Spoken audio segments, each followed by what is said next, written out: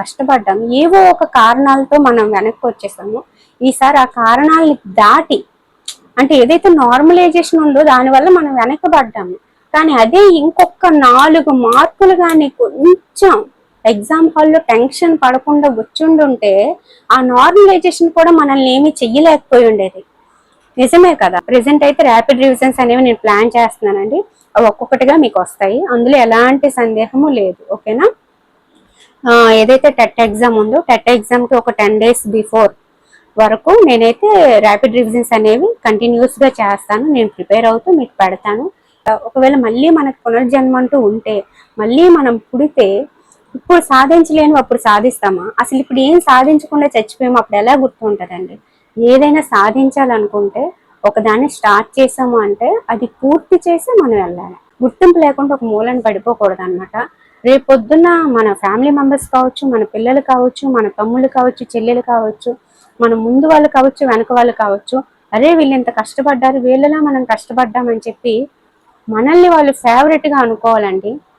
కాబట్టి మనం కూడా అదే విధంగా వేరే వాళ్ళకి ఫేవరెట్గా ఉండేలాగా కష్టపడదాము. ఇంకొకసారి ట్రై చేద్దామండి, ఒక్కసారి ట్రై చేద్దాము. హాయ్ అండి, నేను మీ Vahini. Welcome to our channel Tarak Vahini TET and DSC. ఈ ఛానల్లో ఏపీ టెట్ డిఎస్సి సిలబస్ పై ఎవ్రీడే వీడియో క్లాసెస్ ఉంటాయని మీ అందరికీ తెలిసిన విషయమే. ఇంకా ఎవరైనా ఛానల్ని సబ్స్క్రైబ్ చేసుకోకపోతే మన ఓల్డ్ వీడియోస్ అన్నీ చూడండి, మీకు నచ్చితేనే సబ్స్క్రైబ్ చేసుకోండి. ఓకేనా ఫ్రెండ్స్. సో ఈరోజు ఈ వీడియో చేయడానికి గల రీజన్ ఏంటంటే, నేను ఎప్పుడూ ఇలాంటి టాపిక్స్ మీద వీడియో చేయలేదు, కేవలం స్టడీస్ కోసం మాత్రమే వీడియో చేశాను. కానీ ఈరోజు ఎందుకో చేయాలనిపించింది. ఏం లేదండి, నేను మీకు ప్రతి వీడియోలో కూడా ఖచ్చితంగా ఎక్కడ ఒక్క దగ్గరైనా ఈ పాయింట్ అయితే చెప్తాను కదా. అంటే మనం ఓడిపోతే మనం ఏం చెప్పినా అవి కారణాలుగానే మిగిలిపోతాయి. మనం గెలిస్తేనే అది గెలుపు అవుతుంది, మనం గెలిస్తేనే ఎవరైనా మన మాట వింటారు అని చెప్పి ఇదే డైలాగు ఒక సినిమాలో విన్నాను అనమాట. అది మీతో పంచుకుందామని చెప్పి ఈ వీడియో చేస్తున్నాను. ఆల్మోస్ట్ అవి సినిమా ఏంటనేది మీరు ఆల్రెడీ గెస్ట్ చేసినట్టున్నారు. అది చూస్తున్నంతసేపు కూడా నిజంగా చివరి వరకు ఏదైనా సరే ప్రయత్నించాలి. మధ్యలో ఏవో చిన్న చిన్న ఆటంకాలు వచ్చాయని చెప్పి వదిలేయకూడదు. ఒకవేళ వదిలేసామంటే అప్పటి వరకు చేసిన ప్రయత్నం, అప్పటి వరకు చేసిన శ్రమ ప్రతిదీ కూడా ఇంకా మనం ఓడిపోవడానికి కారణాల కింద మిగిలిపోద్ది తప్పితే మన శ్రమకి మనకి ఏ గుర్తింపు ఉండదు అనే విషయం అయితే అందులో రుజువైందండి. ప్రతి సీను కూడా మనల్ని మనం చూసుకునేలాగా ఉంటుంది అనమాట.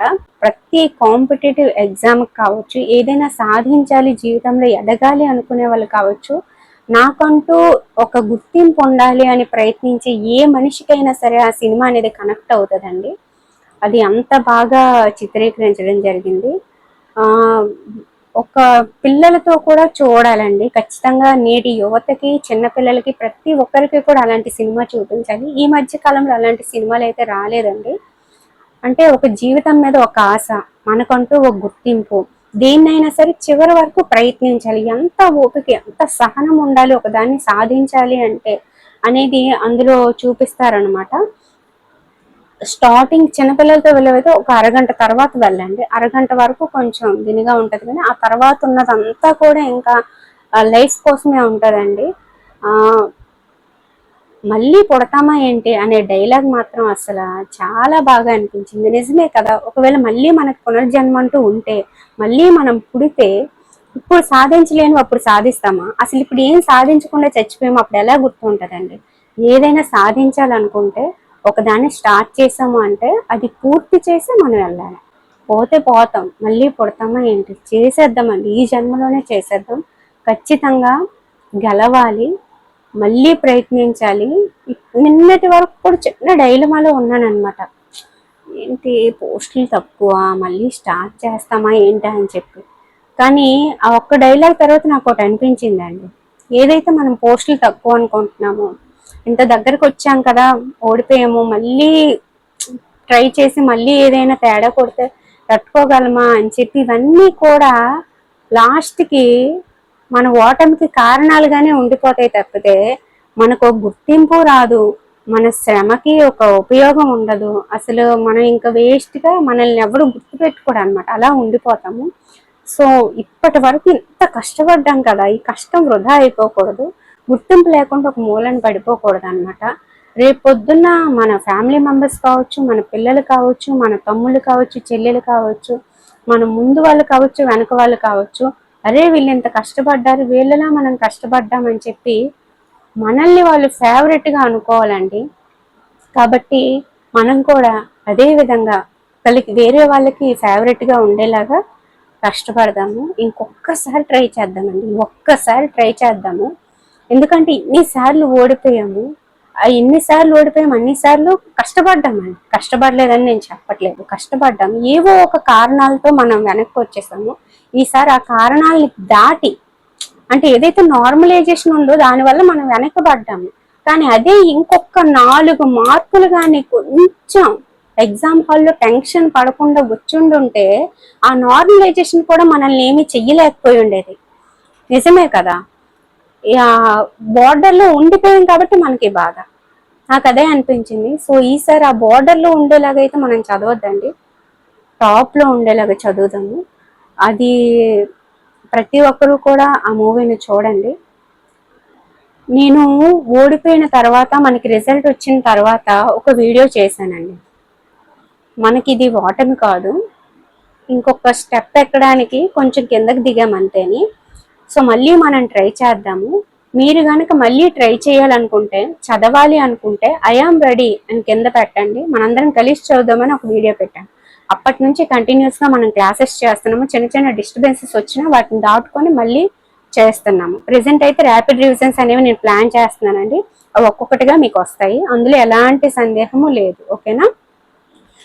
ఏదైతే టెట్ ఎగ్జామ్ ఉందో, టెట్ ఎగ్జామ్కి ఒక 10 days బిఫోర్ వరకు నేనైతే ర్యాపిడ్ రివిజన్స్ అనేవి కంటిన్యూస్గా చేస్తాను. నేను ప్రిపేర్ అవుతూ మీకు పెడతాను. ఈసారి టెట్లో కూడా కొంచెం ఎక్కువ స్కోర్ చేయడానికి మనం ట్రై చేద్దాము. ఓకేనా. ఎలా ఇంగ్లీష్ చదవాలి ఏంటనేది ఆల్రెడీ చెప్పేశాను. చదవాలి అనే సంకల్పం మనలో ఉంటే ఏది కూడా మనల్ని ఆపలేదు. అంటే మనం దేన్నైతే సాధించాలి అని అనుకున్నామో, మన ఒంట్లో ఒక వస్తువు పోతున్నా, ఒక అవయవం పోతున్నా, మనం నీరసించిపోతున్నా, మన నరాలు ఏది ఆగిపోతున్నా సరే, మనకు ఆ సంకల్పం అనేది మనల్ని ముందుకు నడిపిస్తుంది అనే ఒక మంచి సందేశం ఉన్న మూవీ అండి. నిజంగా చాలా ఇన్స్పైర్ అవుతారు. నేను ఆయన ఫేవరెట్ కాదు, ఏమీ కాదు. నేను అంతగా సినిమాలు చూడనండి. చిన్నప్పుడు బాగా చూసేదాన్ని టీవీలోని. కానీ కొంచెం పెద్ద అయ్యాక బాధ్యతలు, బరువులు, సమస్యలు ఇవన్నిటితోని ఇంకా అంత ఇంట్రెస్ట్ లేదనమాట. ఎందుకో ఇది చూడాలనిపించింది చుట్టుపక్కల వాళ్ళు చెప్పడంతోనే. చూసిన తర్వాత అనిపించింది, గెలిస్తే మన గెలుపు అనేది మనం నిర్ణయం చేసేలా ఉంటుంది. ఓడిపోతే మనం ఎంత కష్టపడినా, ఏది చేసినా ఓడిపోవడానికి ఇవన్నీ మనం చెప్పే కారణాలు అవుతాయి. కాబట్టి మనం గెలిచి చూపెడతాము. మళ్ళీ పుడతామా ఏంటి? ఈ జన్మలోనే ఇప్పుడే గెలిచేద్దాం. సరేనా. నేను గెలుస్తాను, మీరు గెలుస్తున్నారా?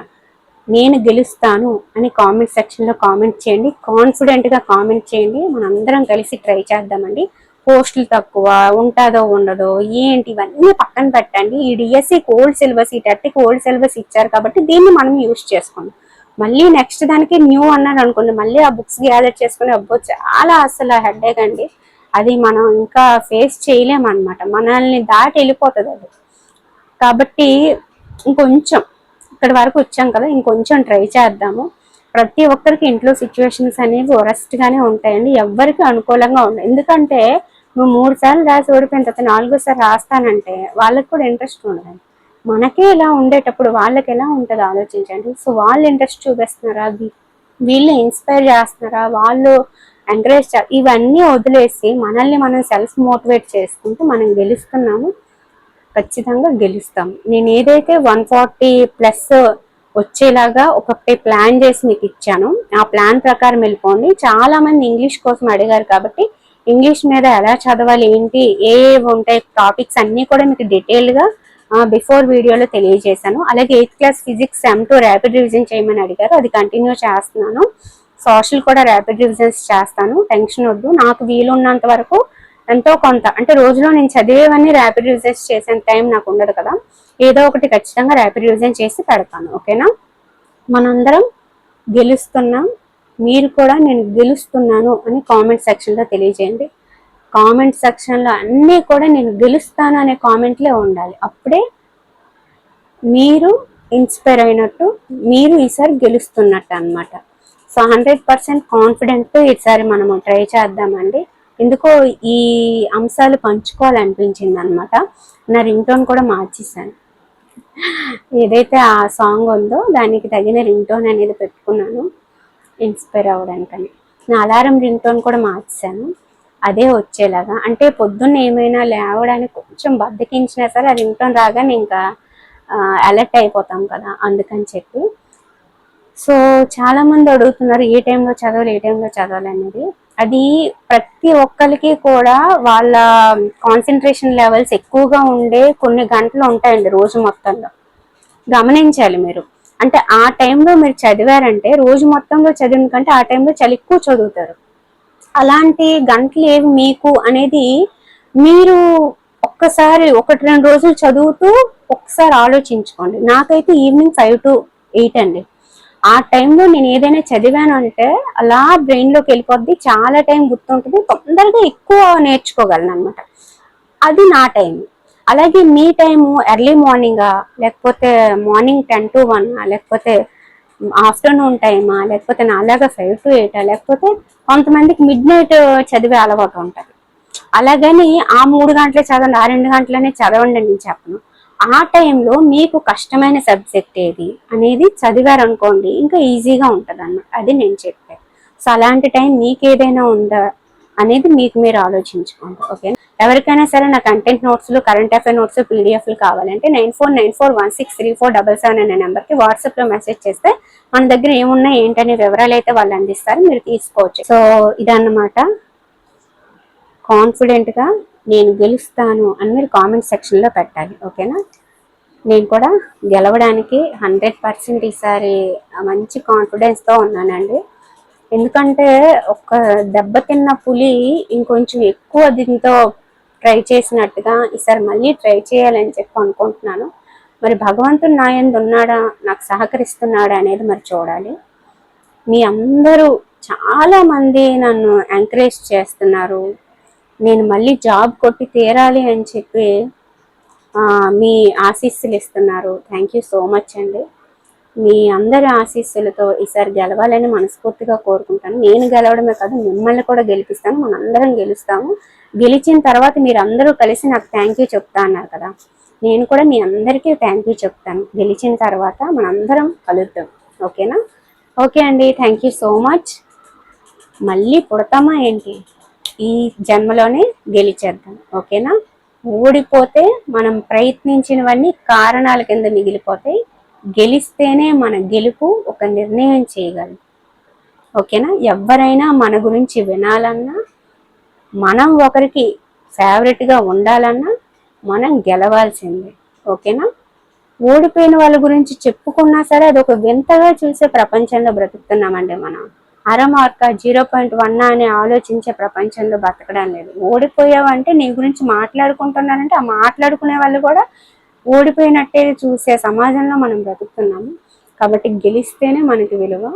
గెలిచి చూపిద్దాం, ఒక్కసారి ప్రయత్నిద్దాము, పోయేది ఏం లేదు. మహా అయితే ఇంకోసారి ఓడిపోతాం, కానీ గెలిస్తే భలే ఉంటుంది కదా. సో గెలిద్దాం. ఓకేనా? బాయ్.